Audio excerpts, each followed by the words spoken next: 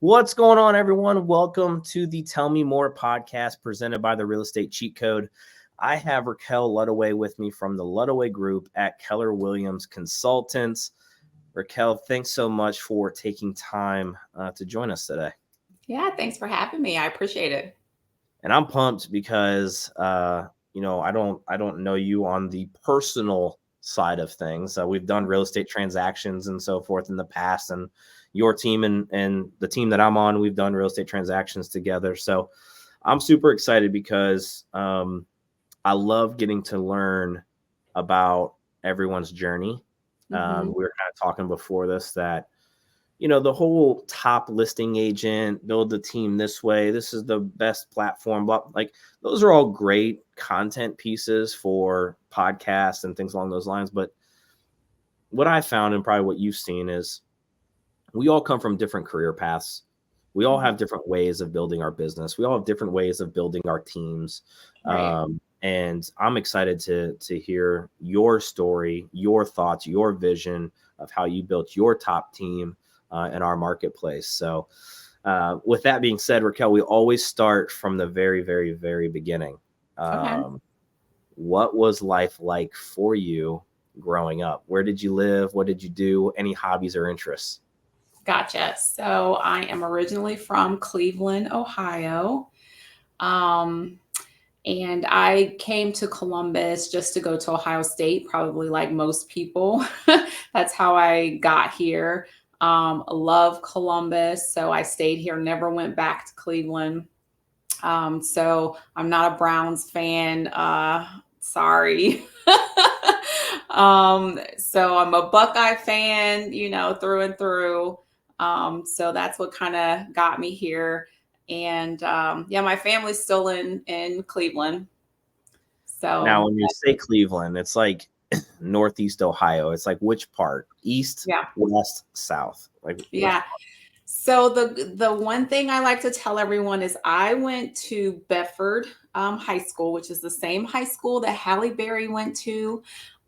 She and I have the same guidance counselor, Mrs. Sims.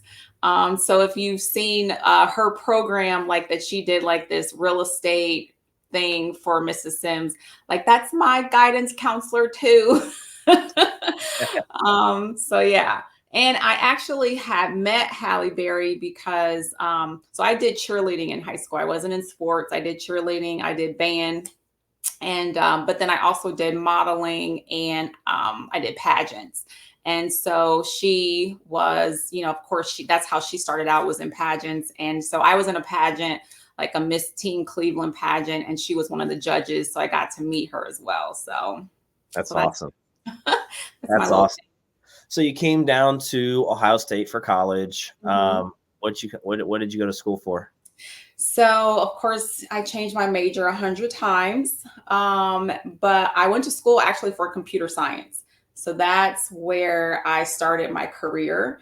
My first job was at CompuServe. They're not here anymore, but I was doing internships and I was an intern there, and then they offered me a full-time position. So I started out at CompuServe, doing, IT stuff there, IT support. And from there, I did a small stint at Nationwide. And then I went to a company called, now they're Quest. They used to be LCI Telecommunications, but they got bought out. And so it was a telecommunications company. So I did IT project management, was pretty much what I did, as a career prior to real estate. So let's talk about that then. What eventually led you to making the decision that, what up to this point served me, but it's not what I want to do, next. What Yeah. made you decide real estate? Life changes. So Quest got bought out, and it was mergers, and they got bought out and all that kind of stuff. So then I got laid off, and the feeling of being laid off and someone having the control over your finances was something that I did not like. And so what I ended up doing, and at that time, I had, young kids and stuff like that. So I had to make the decision to like, am I going to continue to try to, work for someone, or do I want to try and figure this thing out, myself? Yeah.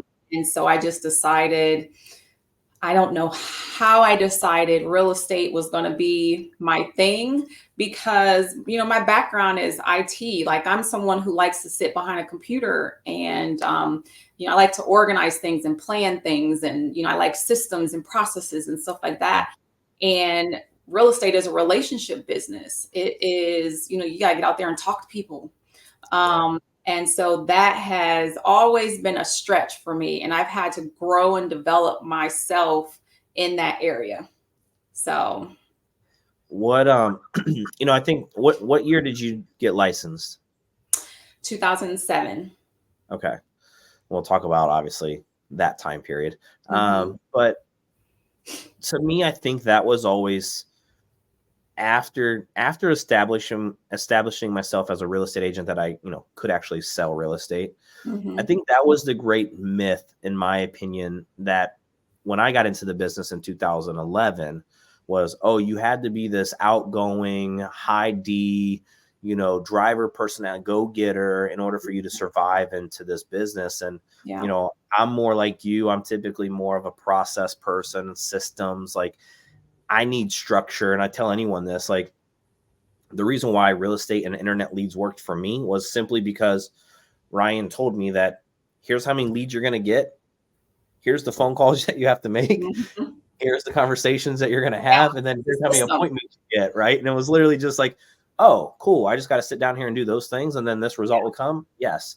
And I think that was always and I think that's what I'm trying to change now. It's like, you don't have to be that outgoing person that needs to go to networking events. There's so many different ways to build your business. Find your business pillar that you want to do, that you thrive in, that Yeah. environment that you thrive the most in. And I'm glad that you brought that up because, obviously I think as we grow, you're going to make some changes. Like, I'm probably a little bit more I now, right. Mhm. And outgoing, but back then it was just so reserved. And, Mhm.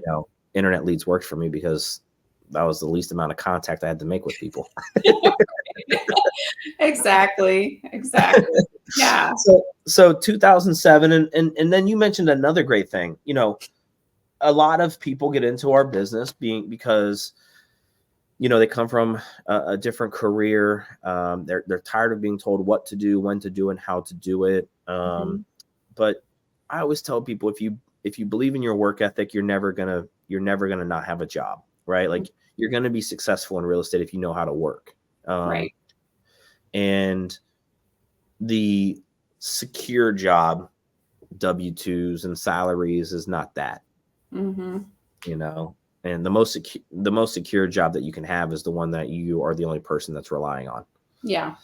Bet on yourself. Yeah. Yeah. Yeah. So this whole life event happened for you, right? Like, got Mm. laid off of work, and you don't know Young how kid. real estate was the choice, but real estate was the choice. Yeah. So walk me through when you made that decision, um, 2007. Hey, obviously I just lost my stable job. I'll put that in air quotes, stable job, and now I'm gonna go into a 100% commission based business Yeah. with no real background in sales. Um, what were those conversations like with close friends and family? Did they doubt you? Did they support you? Yeah. No, no one ever doubted me actually, which was really good. Just because, I'm just that type of person. I'm a survivor. So, whatever I, decide to do, everyone knew I was going to figure it out, whatever it was.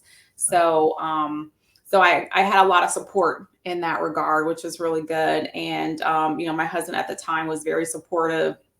And so what I decided to do was I went back to school, got my master's degree. I don't use it, you know what I mean? I went back, got more education. I could say I use it because I learned some business skills, but Sure. it's not that I need it for the job. But I definitely, fine tuned some more business skills. So I went back, got my master's, and I got my real estate license.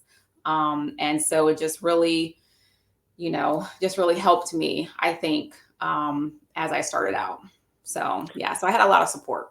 So did you dive in with, obviously you were going to school, but were you doing real estate on the side then? Mm-hmm. Yeah. So I have always been at Keller Williams. Um, and I don't know, I just kind of their vision, it just kind of lined up with, with what I wanted. So I've always been at Keller Williams, have never wanted to go anywhere else. So I landed there, and I happened to, one thing I learned, I went to Hondros College. There was, I don't know who it was, but it was someone there. One of the professors had said, find a niche. And I was like, okay, I got to find a niche. So I happened to get my license in 2007, and I found someone who specialized like in short sales at the time. So I was like, great, that's my niche. I'm gonna I'm gonna do short sales. So I started out while I was getting my license, while I was taking my classes and doing all of that. I started out as an assistant for Paul Uttermolen, and so I started out as his assistant. I learned how to do short sales, then got my license, and then that was kind of what helped me to survive from 2007 for like 5 years. Yeah. So, Yeah. When did you, some people in this that have been in the business, last 5 years, they don't even know what a short sale is. yeah. Those of us that went through that time period and the tail end of it, Mm-hmm. I always tell people I'm so grateful that I got in 2011 because I got to learn those things. Mm-hmm. Those were some of the hardest conversations that you have to have with people. If you think having hard conversations about, bidding $30,000, $40,000, $50,000 over list price is Yeah. hard, imagine having to tell people that they have to bring 20 grand to closing in order to sell, so they don't have to do a short sale or a foreclosure, or, oh, hey, you have 60 days until the bank sells this at auction. What do you want to do? Right. Did you enjoy short sales? So I actually did enjoy it because I could put a system and a process around it. So my marketing, I could put a system, and it was something that I could count on. If I sent out this many letters, I was going to get this many listings. And I loved it because, there was that one time, I was carrying 50 listings at one time. You know what I mean? So that was, I loved that part of it. And I could sit at my desk, because I could call the banks. I have my process, make my notes. So I just had a system. So that I love doing that. Now, of course, what you don't like is, it's an emotional time for people. And you have to kind of walk them through that. But I actually liked that part of it too, because I felt like I was educating and helping people on how to get out of this situation. And what I found was that, and back then I was selling like $50,000 houses. It was a $80,000 house. So I always bring it back to this one client. He did a short sale, and I've known him for, over 10 years. It's been a long time. I sold his house as a short sale for $80,000. Like 3 or 4 years later, he bought a $300,000 house. And then 3 or 4 years later, he bought a $700,000 house in Powell. So, it was helping him back then, and now looking at him, and it's just been, so I had many of those situations. So I really enjoyed, doing that. What some people don't understand or realize is, those short sales took 3 to 6 months sometimes to even get answers on. You submit an offer, it might be 8 weeks before you even get a counter offer back, from the bank. So, it was a lot of time, effort, and energy, and there's no way you could do it at that level without systems and processes in place. Right. No. Yeah. When did you decide that real estate was going to become your thing and you wanted to jump in with both feet and do it full time? So, I've always done it full time aside from going to school. So I was an assistant just long enough to be able to get my license. And I went to school, got my degree. I was still doing real estate on the side, but it was still kind of full time to me because, I was still getting a lot of listings. And then once I finished school, it was just, I mean, that was all I've done. So, so I've only done real estate for the past, like, going on 17 years. And lead me up to kind of lead me through that career journey, right? Of being an agent and then eventually, getting to building a team. I mean, 2007, 2008, 2009, 2010, those were rough years, right? And obviously, when you find that niche of short sales, there's a segment of the market that you can truly serve. And at that time, there was a lot, it's almost like internet leads now, right? It's like, they were there. It's just, you had to, put the information out, right? Have your listing presentation dialed in. Kind of lead me on the other side of that, right? 2011, 12, 13, when that part of the business started to dwindle away, how did you focus or transition or pivot your business, and what did you focus on? That was hard. That was really hard because I didn't even know how to do a traditional listing. Because I had short sales, I mean, literally where, I mean, these were homes that were sold as is. I mean, these were homes that had like dead animals inside of them. I mean, these were homes that, like, the pipes burst and there were mushrooms growing, or, something like that. So we didn't do a professional photographer and all of that for those types of listings. I had like investors that were, that were coming after that. So when I had to pivot and do traditional listings, that was a huge learning curve. So I felt like I was a brand new agent at that time. I had to learn how to, how do I do a traditional listing? What does my listing presentation look like? What are the things that, I should do? Because now with listings, it's like, you want to make sure you have booties at the door, and you want to have, like, air fresheners and this and that. I didn't do that with short sales. Yeah. So it was a totally different type of thing. So I had to, like, completely learn how to be an agent all over again. So with that, did you plan for that transition, or did it kind of just come to its head and maybe it caught you off guard? I want to say caught you off guard, but I think sometimes agents struggle with changing markets and changing their business a lot of times out of ego, right? And sometimes we hold on to things way too long, or longer than what we need to be, because that's all we're comfortable with. For you, was this something that you saw kind of the writing on the wall, that my listings are, instead of holding 50, now it's down to 25, and now it's down to 15, and now it's down to 10, and then it's 8? Yeah. Did you see that coming, or how was that transition process for you? So I'm trying to remember. I wanted to grow because I had done short sales for, it was like 5 years going into 6 years. And I wanted, instead of, 150,000 price point, I wanted to be at the 300 and the 400 and the $500,000 price point. And in order to get there, because I was working really hard doing short sales, and I was, you had to sell a lot. You had to, it was a lot of work. And I was making, although I was doing tons of transactions and all of that, I was not making as much as those people who might have sold 15 houses at a $500,000 price point. Yeah. So for me, it was, I want to grow. I want to just kind of grow my business. I want to work less and make more. And so I think that's, that's probably where we all get to. So it wasn't that I wouldn't still help people in that regard, but I just wanted to expand and grow my business. And then eventually short sales dried up, but I had already transitioned to doing some other things. And obviously you now have a team. When did you decide that, obviously you said you wanted to grow, but when did you decide that the team was the right model for you? And when you made that decision, that it was the right time for you?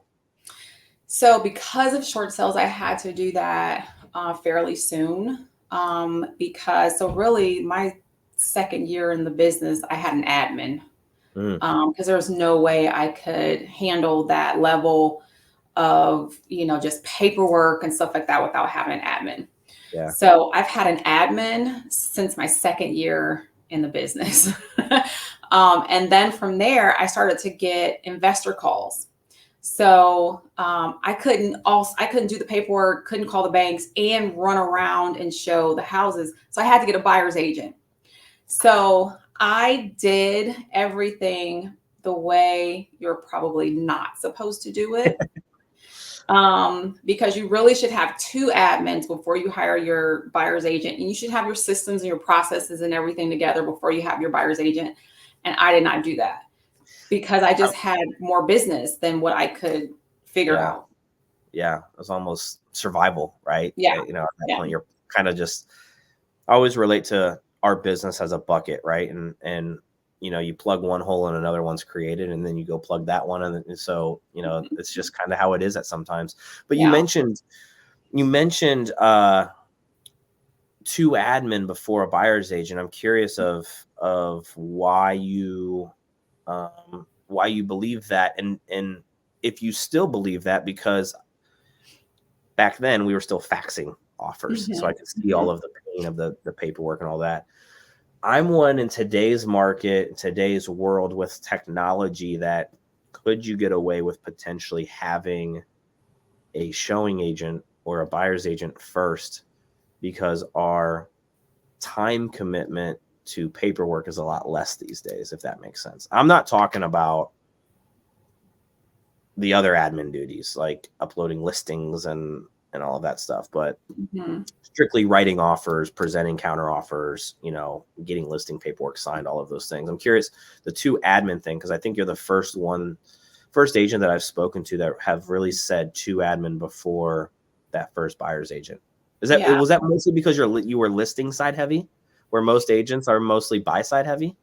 So first of all, I'm KW through and through, right? So that is what the MREA tells us we should do. So the way I think you should, especially when you're growing a team, you're going to have an admin who's going to do your transactions. So you need someone who's going to do all the transactions, contract to close, do all the paperwork, all that kind of stuff. And then you also need another admin who's, handling marketing, handling our, just client communications, just different things like that. Yeah. So can you get a buyer's agent before? Yes, you can get a buyer's agent. But the thing is, if you're looking to keep a buyer's agent, once that buyer's agent starts to do transactions and they start to be self-sufficient, what are you offering them to keep them there? Because at that point, they can go off and do it on their own. So what you're offering them is a support system that when they go out and get a contract, all they have to do is drop it off at the office. It's taken care of, and they can go back out and make some more money. You can't do that unless you have your admin staff in place. Yeah. So. Yeah, the one thing I love about your story, and where I see, you thrived early on versus where a lot of agents struggle, is the delegation. You got an admin year 2 in. And really wanted to build a team quickly thereafter because of the needs of the amount of business that you were doing at that level. And that's where I think a lot of agents struggle with growth, with scale, is they feel like they have to touch every aspect of their business instead of putting the right people in place to take that and run with it. Yeah. Yeah, I think if you sit down and, like, for me, I have a checklist for every process. I have a template. Here's an email template. Here's a text template. Here's everything I want you to do. Now, all you have to do is go follow this checklist. If you can put that in place, you can feel comfortable delegating. You know what I mean? It's hard to not to delegate, because if they have to go figure it out, then they're not going to be you. They're not going to do what you would want them to do. But if you take the time, and for me, I'm a systems person. So, I have my checklist, my templates. In this scenario, this is what you send out. In this scenario, this is what you send out. So with that, I can give that to them, and then they can just follow. It's a game changer. I always think of it as the pilot, right? Every time someone, a pilot goes to fly a plane, they have a checklist, even though they know everything looks good. but they follow the checklist every single time to a T, because if they make one mistake, right, that could be catastrophic for a lot of people on the flight. Same thing with your real estate business. If you're thinking about building a team or taking that next step and bringing on an admin, start documenting that process now. Create those SOPs. One thing I wish I did early on was create videos of how to walk through, you know, CRM, or to write an offer, or Boomtown, or whatever systems you guys are using out there. Because someone should be able, and it should be to the point where it's so detailed that someone should be able to step in and just know what they need to be doing next. Right. Right. What's the next step in that order? Yep. Raquel, I want to kind of switch gears. Obviously, you built the team up, and you know you're still rocking a team right now. I want to switch to the future and look to kind of see your vision and where you want to get to, and what growth looks like, and you know where you think the market's going to. What's something that you're looking to accomplish in the next 12 months? I would love to add some more people to my team and partner with some agents. The market is, everyone, you know, of course, wants to get into real estate and they want to, you know, do their own thing. But I think that when you bring minds together and you bring people together, I just think you can do more together than you can by yourself. Yeah. So I would love to bring on some more agents, and just be just more of a powerhouse and be able to service, just do more transactions and service more people. So over the next 12 months, if I can, you know, just really build my team, that would be great. I do also love mentoring. And I put that out on Facebook at one time. Like, I would love to just kind of help some new agents, because it is rough out here. You know what I mean? Yeah. So, so I would love to, you know, also just mastermind with some people and just, you know, just help some people. I think that's, you know, that's also something that I'm like, I wish I had, you know, could do that. So, yeah, you know, that's why I do this podcast. I mean, I believe the real estate industry and the model is broken for new agents. I feel that real estate does not need to be as hard as it is. I think when you break down to the principles of what we do, it's pretty simple. But there's a great quote by Jim Rohn that says, "What's simple to do is also simple not to do," which is why real estate's hard. I just got back from a conference, and Damon John was the keynote speaker from FUBU and Shark Tank and all that. And you know, he said, he was asked a question on there, and he's like, "You already know what to do. Whatever goals that we're trying to get to, like, we already know what we need to do. It's just whether or not we want to do those things."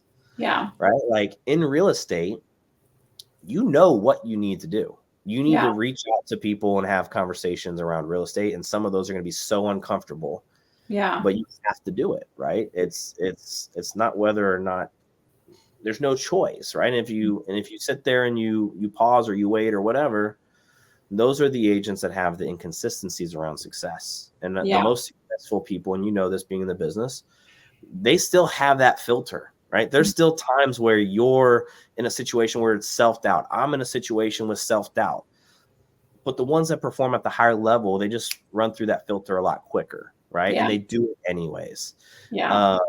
And, you know, that's why I think our model is broken in the sense that it's fairly simple to do real estate when it comes to the principles of it. But we need more people like yourself that are willing to go out and not just talk about raising the standards of our industry or the bar or whatever the case may be, but actually provide that collaboration and showing new agents, here's other different ways. Yeah. Like you with short sales, right? Find that niche, right? Find someone that's doing it the way that you want to do it and just model their success. Yeah. So for a little while, I taught post licensing at Hondros.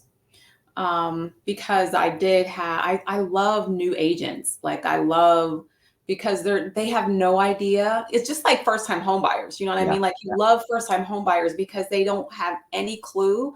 And so they're just so excited, and everything is brand new to them. And so, you just get that joy just through them. Yeah. And so I taught post licensing for a little while at Hondros just because it was the same feeling. It was the same, high of just kind of opening their eyes to certain things. Yeah, I just wish that our industry, because it's easy to get your license, I just wish that our industry spent more time teaching, agents as a whole the same content so that everyone is prepared. Because I think, some of the people who don't get the training kind of, give us all a bad name because they'll, you know what I mean? So, but yeah, so that is something I love. I love doing that. I wish I could do more of that, but I'm busy trying to sell houses. But yeah, I wish there was a way I could do that a little bit more. I do love that part of it, just like I love first-time home buyers. Raquel, what's a 5-year goal for you? I would love to be out of production in Columbus, allowing some other agents to kind of take over. I still want to have my business here. I just don't want to be the one doing the day-to-day. And I would like to, maybe start up, some other areas, locations. And then I also want to have like my rental properties and, all that kind of stuff and be on the beach somewhere. So the beach is the goal. Yeah. I hear you on that one. What's a legacy goal for you? What's a goal that you're looking to hit when you're no longer here? Oh, that's a good question. I mean, of course, everyone wants to be remembered. You know what I mean? Yeah. And so, and I always want to do God's purpose. So whatever that is, I want to make sure that I do that. So I don't know if that is,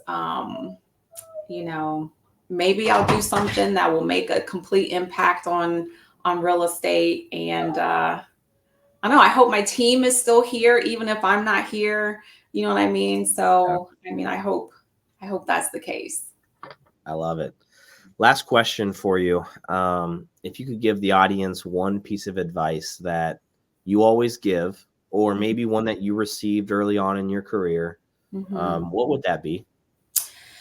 So these are new, like agents, right? Just in general, just like if anyone came to you and say, "Hey, Raquel, like I need, one thing or two things." Yeah. What would that be? So I would say the thing that would have helped me in my business is if I would have started day one with my database and kept my database up to date and stayed in contact with my database.